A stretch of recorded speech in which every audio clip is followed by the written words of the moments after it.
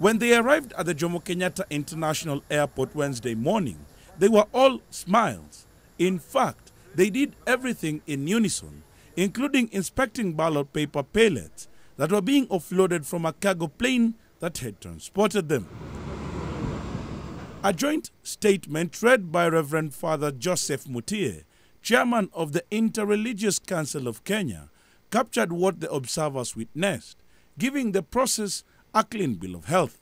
The monitoring delegation inspected the security features imprinted on the ballot papers and witnessed printing and packaging of the ballot papers into booklets, boxes, and pallets, and also labeling ready for shipment.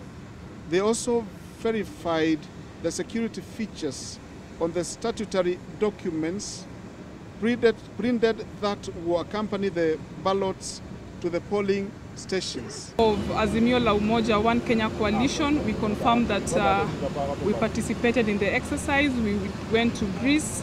We inspected the printing and packaging of the ballot papers for the presidential position, and we're in agreement that indeed the process was conducted, and Azimio shall also communicate further.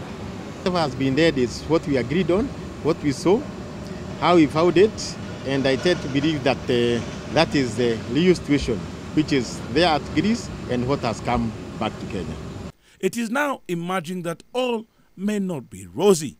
Wednesday afternoon, the head of legal affairs in the Raila Odinga campaign secretariat, Mr. Paul Mwangi, raised concerns over the printing of Forms 34A and 34B.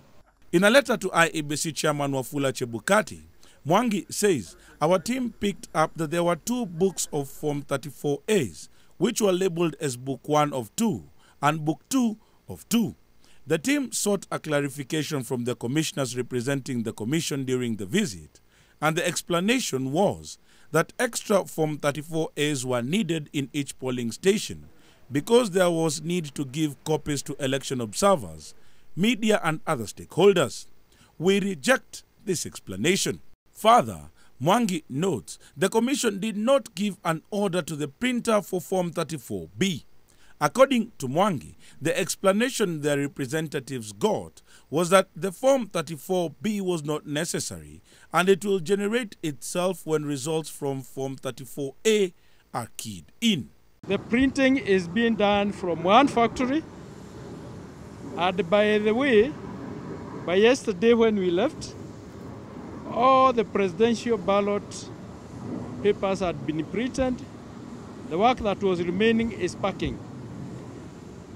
The other positions are all being printed from one factory. Mwangi now wants the IEBC to convene an urgent meeting with presidential candidates to iron out any outstanding issues. The IEBC Vice Chair, Madam Julie Cherera, has also confirmed the presence of manual registers. The Commission has printed a manual voter register that is packed in the presidential ballot box, the ones that are behind us. So the voter register is cut into the number of voters in that polling station. A total of 865 presidential ballot papers pallets will be ferried in for the general election exercise using both private cargo planes and commercial airplanes.